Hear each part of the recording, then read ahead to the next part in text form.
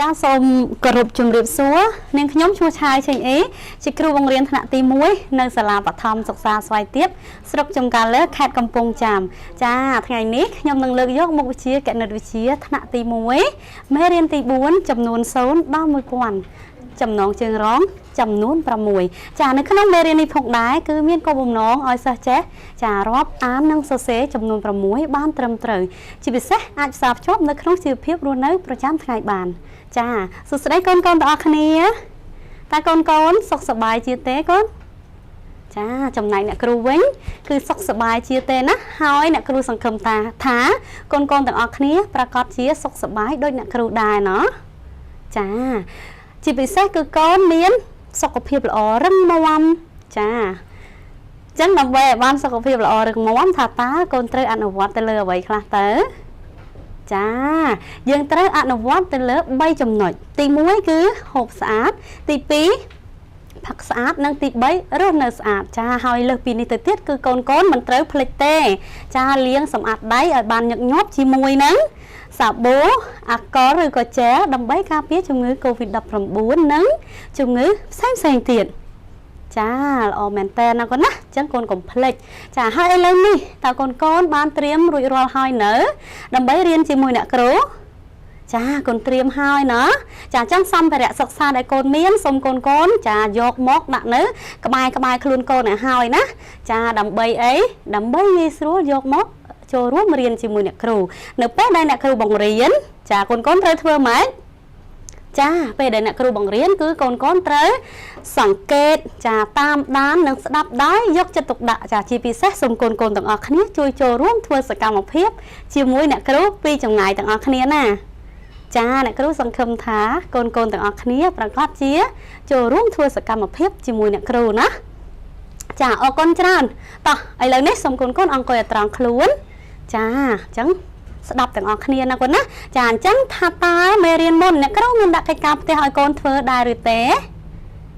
จ้าเนี่ยครูดักเนาะไก่กาบเตะทำปีเอาไว้เตะก่อนเมื่อก่อนน่าจำจ้าคือเนี่ยครูออยโกนสื่อเล็กซ้อนจำนวนปีชั่วดักในขนมสืบเพยระบาดโกนแมนเตะจ้าไอ้เลยนี่ตาโกนสื่อรุ่ยรัวห้าหรือเนอต่อเตรียมต้อนจีมวยเนี่ยครูแต่งออกเนี่ยเนาะ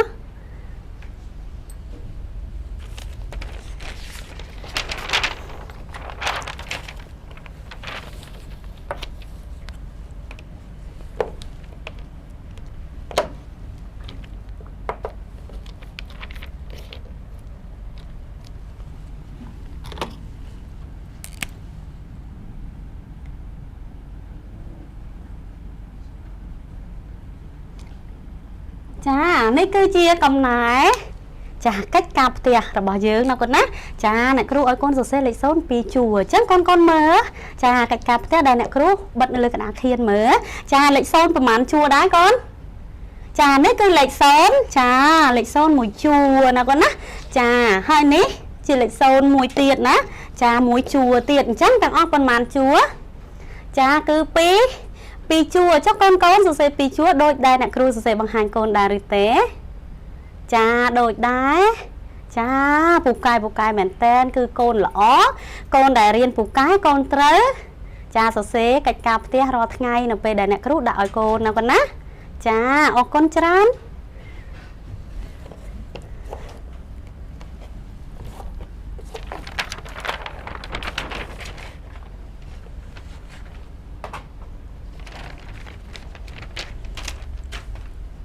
จ้าต่อบรรทบปีเยื้องจ้าโจรวมกับนายกิจกรรมเตะหอยส้มก้อนจ้าปรับเนี่ยครูเมื่อทำเรียนไงม้วนยังเรียนอำปีเอาไว้ได้ก่อนยังเรียนไม่เรียนเอาไว้ได้โจรวมชอยต่างออกเนี่ยก่อนจ้าคือยังเรียนจำนวนจ้าจำนวนโซนเลยนะก่อนจ้าจำนวนโซนจังก้อนจ้าจำมือต่างออกเนี่ยถ้าตาเนี่ยครูมีเอาไว้หอยก้อนจำช่วยโจรวมต่างออกเนี่ยนะก่อนนะจ้า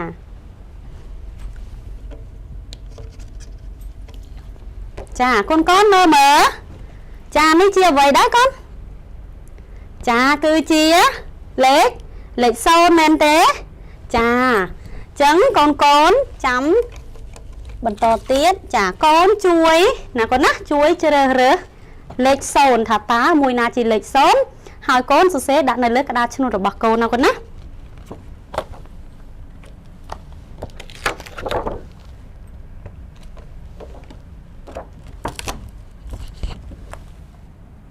ចាឥឡូវនេះកូនមើលចាកូនត្រៀមក្តារឈ្នួនផងណា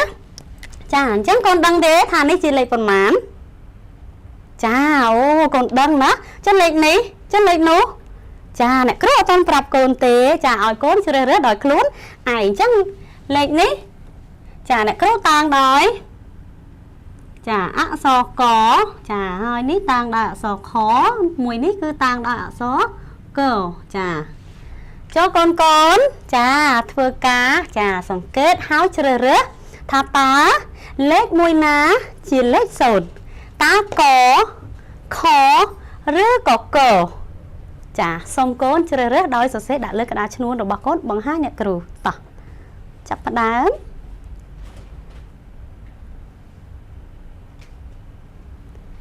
ចាកូនកូនជ្រើសរើសយកមួយណាដែរកូនកខឬក៏ក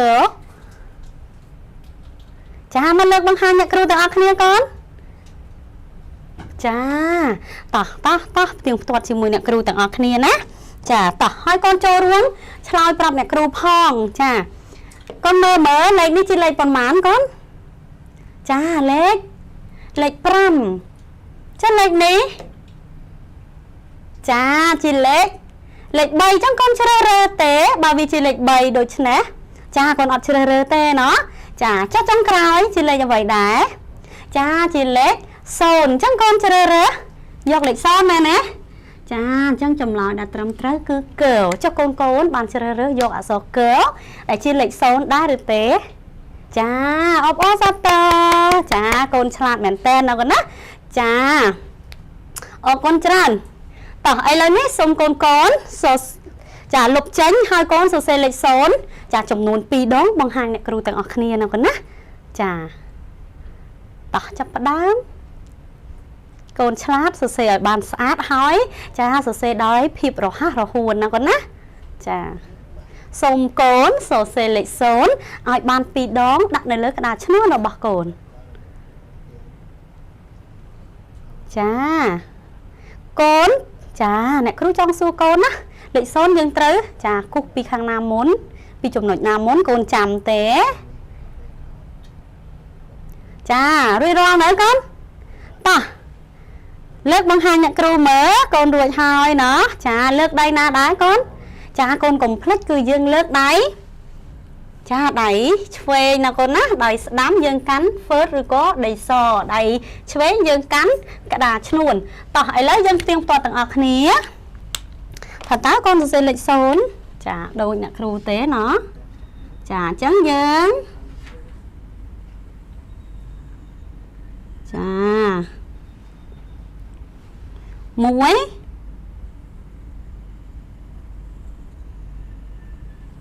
ចាកូនមើលចានេះគឺជាលេខអីកូនចាគឺជាលេខ0ណាកូនណាចាចុះកូនសរសេរលេខ0ដោយដែលអ្នកគ្រូបង្ហាញទេកូន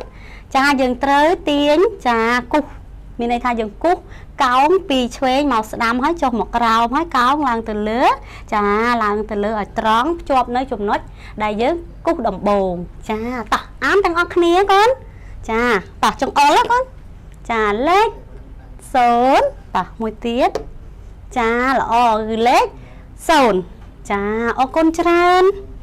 កូនលុបទៅកូនលុបឲ្យទុកក្តារចាទុកក្តារនៅក្បែរខ្លួនកូន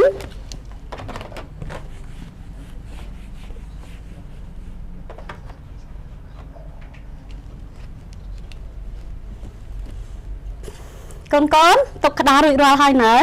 ចាកូនទុកហើយតោះឥឡូវសុំតែដៃ1ចាតែដៃ2តែដៃ3ចាអរគុណច្រើនតោះឥឡូវកូនចាកូនចាំប្រាប់អ្នកគ្រូណាកូនណាចាបន្ទាប់ពី5រួចតើប៉ុន្មានដែរកូនចាបន្ទាប់ពី5គឺ6ណាកូនណាចាអញ្ចឹងកូនអាចទស្សន៍ទាយដឹងទេថាតើអ្នកគ្រូនឹងបង្រៀនកូននៅមេរៀនអ្វីដែរកូន ហើយចំនួនប៉ុន្មានកូនបង្រៀននៅចំនួនប៉ុន្មានចាល្អមែនតើគឺអ្នកគ្រូនឹងបង្រៀនកូននៅចំនួន6ណាកូនណាចា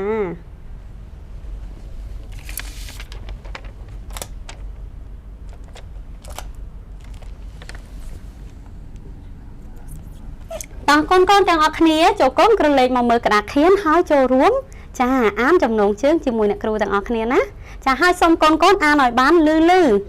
ចាតោះគណិតវិទ្យាមេរៀនទី4ចំនួន0ដល់10ចាចំនួន6ចាសុំម្ដងទៀតណាកូនណាចំនួន6ចាអរគុណច្រើនដែលបានចូលរួមអានចំណងជើងជាមួយអ្នកគ្រូណាកូនណាចាអញ្ចឹងកូនចាកូនរកចាំមើលថាតើអ្នកគ្រូនឹងមានអ្វីមកបង្ហាញដល់កូនទាំងអស់គ្នាហើយកូនទាំងអស់គ្នាសូមធ្វើការទស្សន៍ទាយណាកូនណាចាកូនចាចាំស្ដាប់ទាំងអស់គ្នាណាចាមើលអ្នកគ្រូចង់សួរកូនថាពេលដែលកូនញ៉ាំនំបញ្ចុកកូនយកអ្វីទៅចាប់នំបញ្ចុកកូនឬក៏កូនឃើញម៉ាក់ប៉ាឬក៏អ្នកដតីអីគាត់ញ៉ាំនំបញ្ចុកយកអ្វីទៅចាប់នំបញ្ចុកកូនចាហើយវត្ថុនោះគឺមាន2ហើយយើងចាប់វាបែបនេះណាកូនណាចាអ្វីដែរចាតោះឥឡូវយើងមើលទាំងអស់គ្នាថាតើវត្ថុនោះជាអ្វីចាមកហើយចានេះណែចាកូនមើលកូនស្គាល់អត់ហ្នឹងចាកូនស្គាល់អត់ជាអ្វីទៅណោះនេះជាអ្វីទៅចាគឺជាចង្កឹះណាកូនណាចុះកូនទោះទាបាញ់មិញត្រូវដែរឬទេកូនចាពិតជាឆ្លាតមែនតើណាវត្ថុនោះគឺយើងយកទៅចាប់ចាញ៉ាំនំបញ្ចុកឬក៏ចាមីញ៉ាំអីបានផ្សេងណាកូនណាចាតោះឥឡូវនេះកូនចាទោះទាយមើលថាតើចង្កឹះដែលអ្នកគ្រូបង្ហាញកូនមានចំនួនប៉ុន្មានដែរកូនអាចទោះទាយប្រាប់អ្នកគ្រូបន្តិចមើលចាតោះឥឡូវយើងចូលរួមរាប់ថាតើចង្កឹះដែលអ្នកគ្រូបង្ហាញកូនមានចំនួនប៉ុន្មានចាតោះចាប់ផ្ដើមរាប់ឲ្យលឺចា1 2ចាទៀតកូនចា3មួយទៀត4 5ចាទាំងអស់គឺមានចំនួន6ចាអញ្ចឹងកូនថាទាំងអស់គ្នាចង្កឹះមានចំនួន6ចាកូនថាមកកូនចាម្ដងទៀតចង្កឹះមានចំនួន6ចាកូនថាដោយខ្លួនឯងចាម្ដងទៀតចាអរគុណច្រើនចង្កឹះមានចំនួនប៉ុន្មានអំបញ្ញមិញចាគឺមានចំនួន6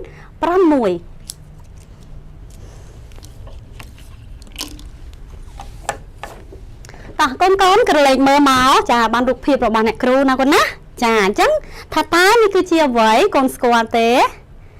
ចាគឺជារូបចង្កឹះណាកូនណាចាចង្កឹះកូនមើលរូបនេះមានចំនួនប៉ុន្មានដែរតោះកូនចាចូលរួមរាប់ទាំងអស់គ្នា1ចា2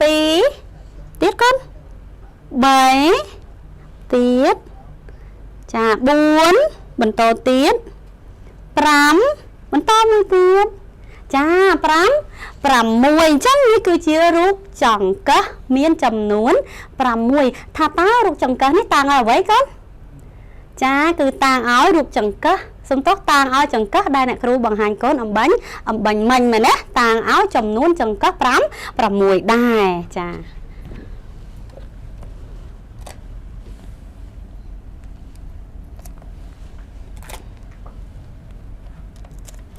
ចាតោះកូនមើលបន្តទៀតណាកូនណាចាតាមដានបន្តទៀតថាតើអ្នកគ្រូនឹងមានអ្វីយកមកបង្ហាញកូនជាបន្តទៀតចា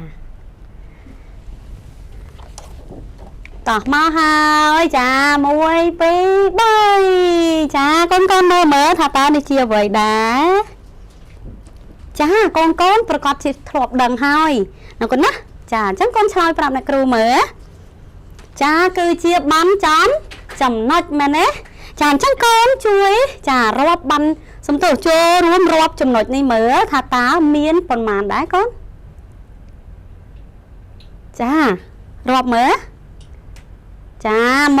2 3 4 5 6ចាចំណុចទាំងអស់គឺមាន6មែនអត់កូនចា6មែនចាអញ្ចឹងតើចំណុចទាំង6នេះតាំងឲ្យអ្វីដែរចាគឺតាំងឲ្យចង្កឹះមានចំនួន6ណាកូនណាចាចំណុច6នេះគឺតាំងឲ្យចង្កឹះ6ចា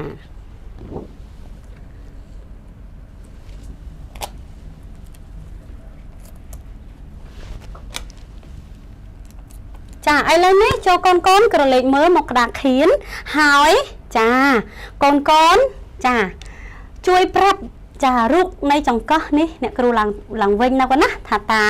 ចាចង្កឹះនេះមានចំនួនប៉ុន្មានដែរចាប្រាប់អ្នកគ្រូឡើងវិញចាគឺមានចំនួន6ចាចុះចំណុចនេះវិញកូនមានចំនួនប៉ុន្មានដែរចាចំណុចនេះគឺមានចំនួន6ដែរអញ្ចឹងកូនដឹងទេបើចង្កឹះយើងមានចំនួន6ចំណុចយើងមានចំនួន6ថាតើយើងសរសេរលេខប៉ុន្មានដើម្បីតាំងឲ្យចង្កឹះ6កូនចាសរសេរលេខប៉ុន្មានទៅមកកូនចូលរួមឆ្លើយចា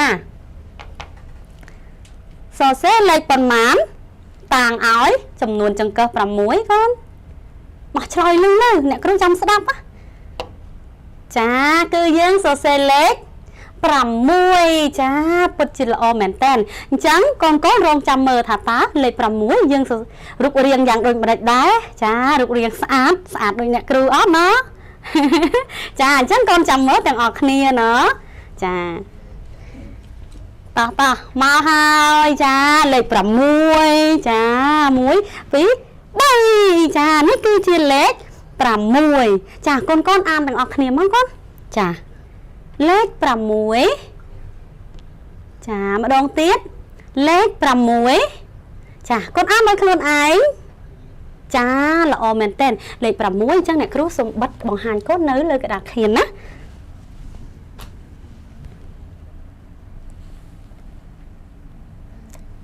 ចាកូនមើលទាំងអស់គ្នាណា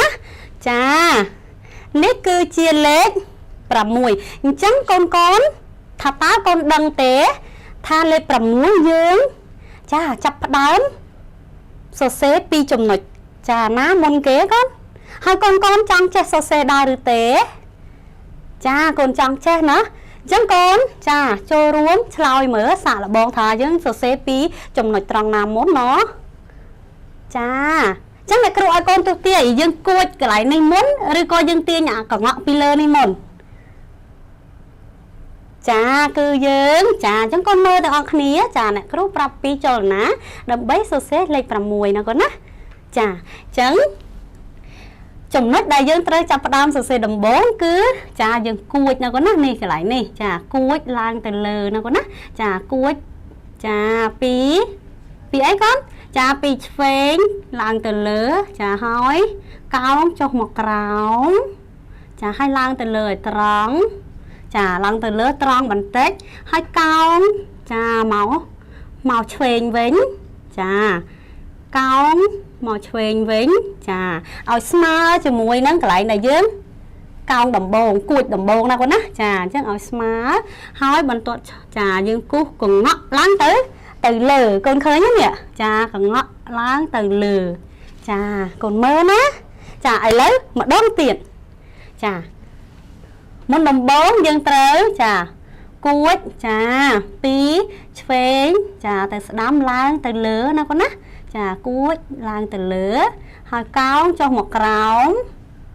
ចាឡើងទៅលើត្រង់បន្តិចណាកូនណាចាហើយកោងចាកោងមកខាង ខាងឆ្វេងហើយកងក់ឡើងទៅលើអញ្ចឹងយើងបានទៅជាលេខប៉ុន្មានកូនចាបានទៅជាលេខ5 6ណាកូនណាចាកូនកូនចានេះគេហៅថាលេខ6អញ្ចឹងតោះកូនកូនចង់ឃើញអ្នកគ្រូសរសេរទេកូនចាអ្នកគ្រូនឹងសរសេរបង្ហាញកូនពីលេខ6នេះណាកូនណាចាអញ្ចឹងកូនមើលតោះចាកូនមើលណាគួចចា2ឆ្វេងចាគួច2ឆ្វេងទៅស្ដាំឲ្យកោងឡើងមកលើចាឲ្យកោងចាកោងឡើងទៅលើកូនមើលចាហើយយើងគូសចាត្រង់ឡើងទៅលើចាគូសត្រង់ឡើងទៅលើហើយកោងមកវិញចាកូនមើលចាបានលេខ6ពេញលេញហើយឬនៅចានៅទេណាអញ្ចឹងយើងត្រូវថែមអីទៀតកូនចាកន្លែងនេះណាកងក់ឡើងទៅលើណាកូនណាចានេះយើងបានទៅជាលេខ6ណាកូនណាចាអញ្ចឹងកូនចូលរួមអានមើលចាលេខ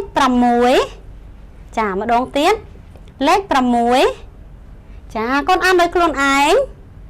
ចាម្ដងទៀតចាល្អមែនតើនេះគេហៅថាលេខ6តោះអញ្ចឹងកូនចាឥឡូវនេះសូមកូនក្រោកឈរឡើងហើយកូនចូលរួមសរសេរជាមួយអ្នកគ្រូចាយើងសរសេរនៅក្នុងខ្យល់ណាកូនណាចានៅក្នុងខ្យល់យើងមើលអត់ឃើញទេចាប៉ុន្តែយើងដឹងថាយើងសរសេរជាលេខ5 6តោះឥឡូវកូនក្រោកឈរចាក្រោកឈរនៅ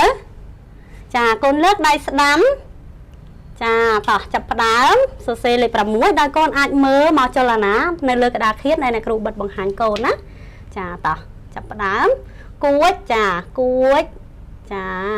ចុះមកក្រោមចាកោងឡើងទៅលើណាកូនណាចា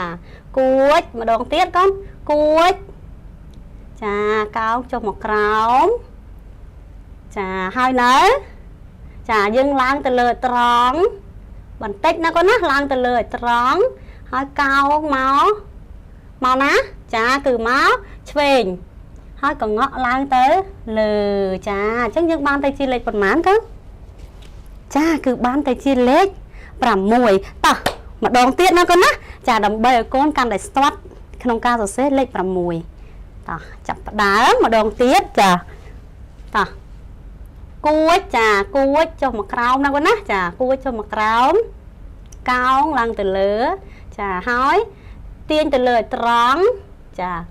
កោងពីស្ដាំមកឆ្វេងចាហើយនៅហើយកងក់ឡើងទៅលើចាយើងបានទៅជាលេខប៉ុន្មានចាយើងបានទៅជាលេខ6ចា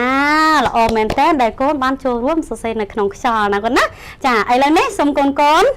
ចាយកក្តារឈ្នួនឡើងចាយើងអនុវត្តសរសេរនៅលើក្តារឈ្នួនណាកូនណាចាសរសេរចាលេខ6ណាកូនណាចាហើយនៅចាអញ្ចឹងដំបងចាអ្នកគ្រូឲ្យកូនសរសេរ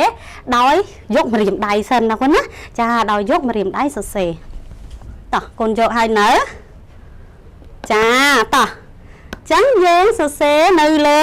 ចា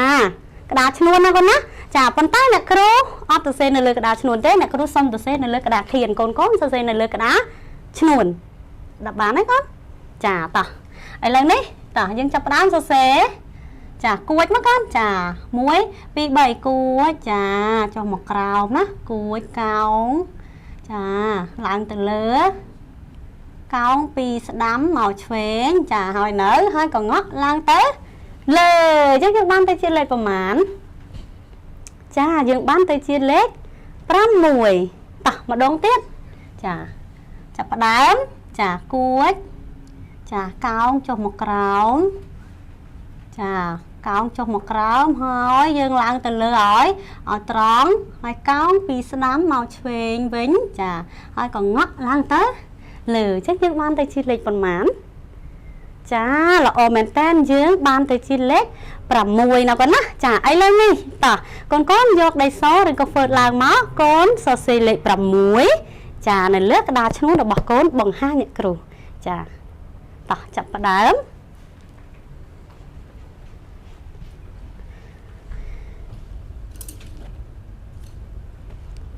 តោះកូនយកក្តារឈ្នួននៅចាមកសរសេរលេខ6មកកូនហើយកូនរងចាំផ្ទៀងផ្ទាត់ជាមួយអ្នកគ្រូណាកូនណាថាតើកូនសរសេរលេខ6បានចាស្អាតដូចនឹងត្រឹមត្រូវដែរឬទេតោះរួចរាល់នៅចារួចនៅកូនចាបើរួចហើយសូមកូនលើកបង្ហាញអ្នកគ្រូទាំងអស់គ្នាណាចាតោះហើយនៅចាចូលរួមផ្ទៀងផ្ទាត់ជាមួយអ្នកគ្រូតោះលេខ6ចាកូនមើលណាចាគួចចា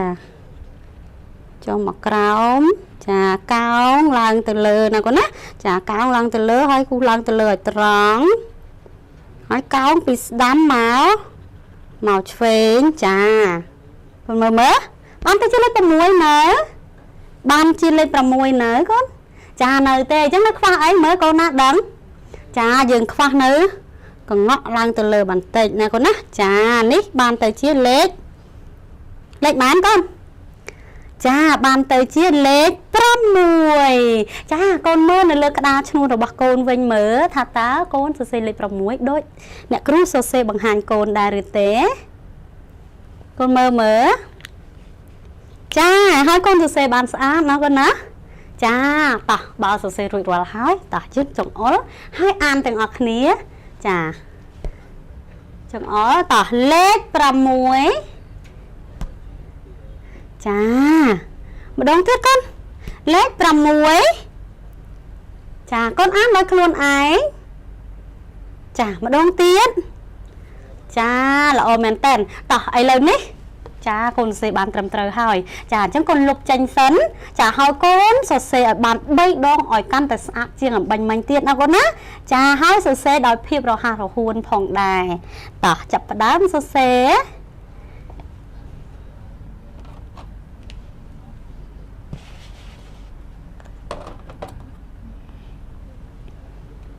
ហើយនៅកូនចាសរសេរលេខ6ចំនួន3ដងណាកូនណាចានៅលើក្តារឈ្នួនរបស់កូនអ្នកគ្រូបញ្ជាក់ថាសូមកូនសរសេរចាឲ្យរហ័សរហួនក៏ដូចជាសរសេរឲ្យបានស្អាតត្រឹមត្រូវណាកូនណាហើយចាំផ្ទៀងផ្ទាត់ជាមួយអ្នកគ្រូចាតោះលេខ6ចាកូនណាដែលមិនទាន់សូវច្បាស់ក្នុងការសរសេរកូនអាចក្រឡេកមកមើលនេះលេខ6ដែលអ្នកគ្រូបិទបង្ហាញបានណាកូនណាចាចំពោះអ្នកដែលមិនទាន់ចាសូវចាសរសេរមិនទាន់សូវចេះសរសេរលេខ6កូនអាចមើលមកលើក្តារខៀនដែលអ្នកគ្រូបិទបង្ហាញបានចាសរសេរចំនួន3ដងរួចរាល់ហើយឬនៅ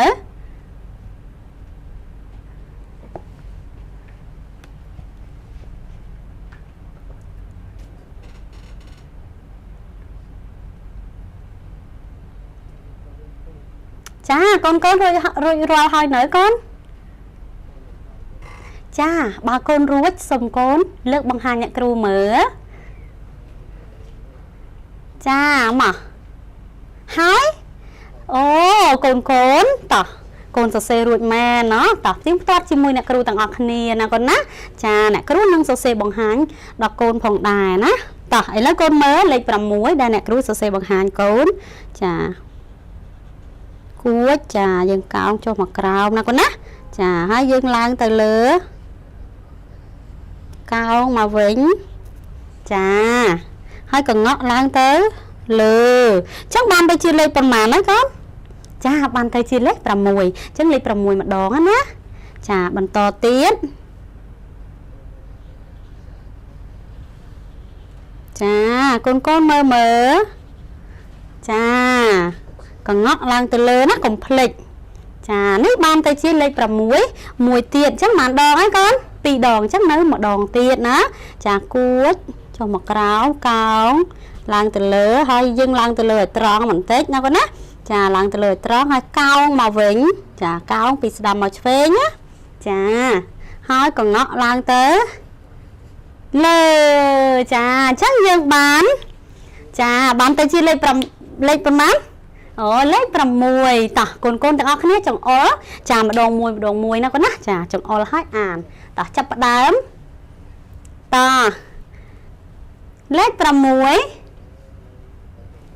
ចាលេខ6មួយទៀតកូនលេខ6តោះឥឡូវនេះសូមកូនអានដោយខ្លួនឯងវិញម្ដងណាកូនណាចាតោះចាប់ផ្ដើមចង្អុលឲ្យអានចាមួយទៀតចាចុងក្រោយចាល្អមែនតើអូយកូនពិតជាបកាយអ្នកគ្រូឃើញកូនរសេគឺស្អាតមែនតើណាកូនណាចាអរគុណច្រើនតោះកូនលុបចាកូនលុបទៅលុបហើយនៅកូនចាលុបរួចរាល់ហើយអញ្ចឹងកូនយកក្តារទុកនៅក្បែរខ្លួនកូនសិនណាកូនណាចាឥឡូវនេះសូមកូនក្រោកឈរទាំងអស់គ្នាកូនចាកូនធ្លាប់ចេះច្រៀងបទកុក1កុក2ហើយឬនៅចាតោះកូនណាដែលចេះចាចំចូលរួមច្រៀងជាមួយអ្នកគ្រូកូនណាដែលមិនទាន់ចេះទេកូនអាចចាមើលអ្នកគ្រូសិនណាកូនណាចាអញ្ចឹងយើងក្រោកឈរហើយយើងនឹងច្រៀងកុក1កុក2ចាអញ្ចឹងយើងដាក់ដៃច្រត់ចង្កេះទៅចាអញ្ចឹងលើកដៃស្ដាំដល់យើងចារាប់ទៅណាក៏ដូចជាច្រៀងតោះស្ដាប់កុក1កុក2កុក3ទៅចាប់ត្រីបបួលកុក4កុក5មិនសូវស្រួលខ្លួនបបួលកុក4ហើកុក5មួយចាកូនមើលតើណាចាតោះឥឡូវនេះកូនចូលរួមច្រៀងជាមួយអ្នកគ្រូទាំងអស់គ្នាណាកូនណាចាតោះដាក់ដៃច្រត់ចង្កេះច្រត់ហើយនៅចាតោះកូនលើកដៃស្ដាំចាតោះចាប់ផ្ដើមចាកុក1កុក2កុក3ទៅចាប់ត្រីបបួលកុក4កុក5មិនសូវស្រួលខ្លួនបបួលកុក4ហើកុក5មួយចាតោះឥឡូវតោះច្រៀងម្ដងទៀតណាកូនណាចាម្ដងទៀតតោះចាប់ផ្ដើមតោះច្រៀងលើណាកូនណាមិញកូនច្រៀងអត់សូវលឺហងហ្នឹងចាតោះចាប់ផ្ដើម1 2 3កុក1កុក2កុក3ទៅចាប់ត្រីបបួលកុក4កុក5មិនសូវស្រួលខ្លួនបបួលកុក4ហើកុក5មួយចាអរគុណច្រើនតែដៃមួយចាអរគុណណាកូនណាដែលបានចូលរួមច្រៀងជាមួយអ្នកគ្រូតោះឥឡូវនេះសូមកូនត្រៀមក្តារឈ្នួតដីសនឹងធ្វើឡើងមកចាអ្នកគ្រូនឹងមានកិច្ចការឲ្យកូនធ្វើ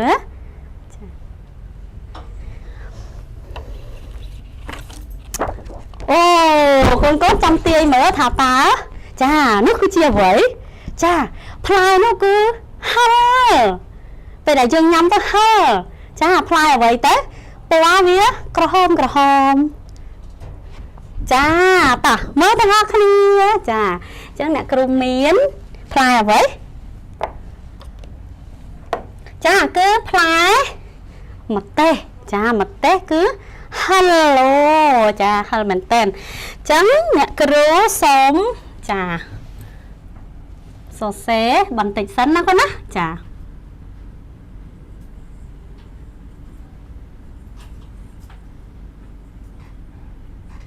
ចាកូនចូលកូនរាប់ចាផ្លែម្ទេសដែលអ្នកគ្រូបិទបង្ហាញកូនថាតើមានចំនួនប៉ុន្មានហើយកូនចាជ្រើសរើសយកលេខមួយណាដែលតាងឲ្យចំនួនផ្លែម្ទេសណាកូនណាចាស្ដាប់ម្ដងទៀតចាចូលកូនរាប់ចាផ្លែម្ទេសហើយកូនជ្រើសរើសលេខ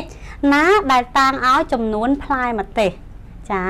តោះចាប់ផ្ដើមរាប់និងសរសេរដាក់នៅលើក្តារឈ្នួនរបស់កូនបង្ហាញអ្នកគ្រូចា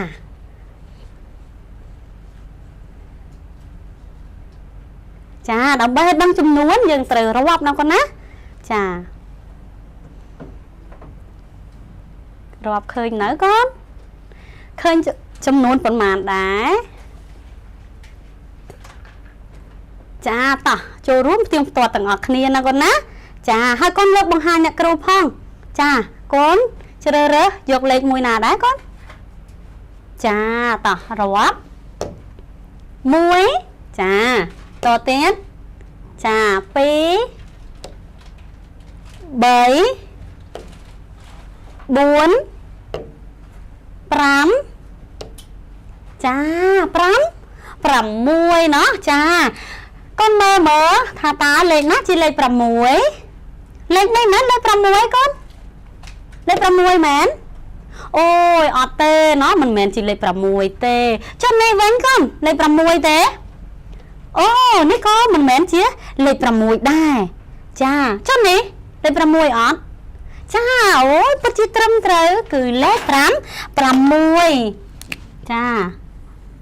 មកកូនប្រាប់អ្នកគ្រូមើលលេខ6នេះតាងឲ្យអ្វីដែរកូនសរសេរលេខ6នៅលើក្តារឈ្នួលរបស់កូនដែរឬទេចាកូនសរសេរដែរណាអញ្ចឹងលេខ6តាងឲ្យចាតាំងឲ្យចំនួនផ្លែម្ទេសចាផ្លែម្ទេសគឺមានចំនួន6យើងជ្រើសរើសក៏ដូចជាសរសេរលេខ6ចាអរគុណច្រើនតោះឥឡូវនេះកូនលុបចេញចាលុបចេញហើយនៅចាកូនសូមកូនសរសេរចាសរសេរអ្វីទៅណាចាមើលថាតើនេះគឺជាអ្វីដែរកូនស្គាល់អត់ចាយើងយកខ្មៅដៃទៅខួងកូនចានេះគេហៅថាដៃខួងឬក៏អ្នកខ្លះគេហៅថាប្រដាប់ខួងណាចាអញ្ចឹងកូនចូលកូនរាប់ចារាប់ដៃខួងថាតើមានចំនួនប៉ុន្មានហើយកូនសរសេរជាលេខចាជាលេខនៅលើក្តារឈ្នួលរបស់កូនមកចាតោះចាប់ផ្ដើម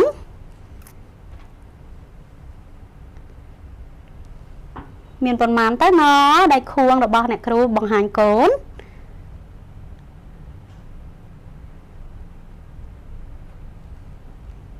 ប៉ុន្មានតោះកូនរាប់រួចហើយនៅហើយកូនសរសេរលេខតាំងចំនួនដៃខួងហើយនៅលើក្តារឈ្នួលរបស់កូនចាបើកូនរួចតោះលើកបង្ហាញអ្នកគ្រូ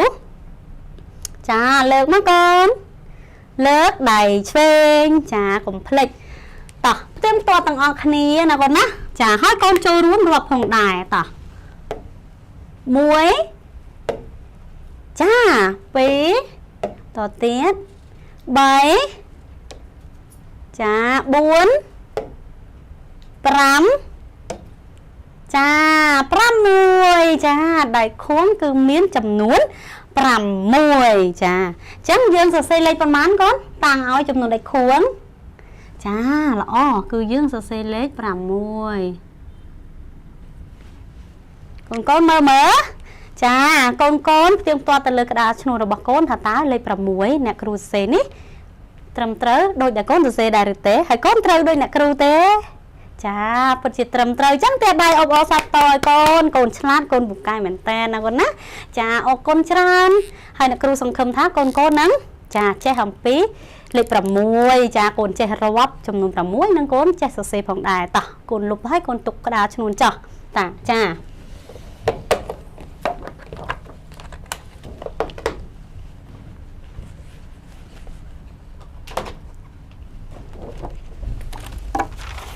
កូនទុករួចរាល់មើលចាអ្នកគ្រូមានកិច្ចការផ្ទះជូនកូនណាកូនណា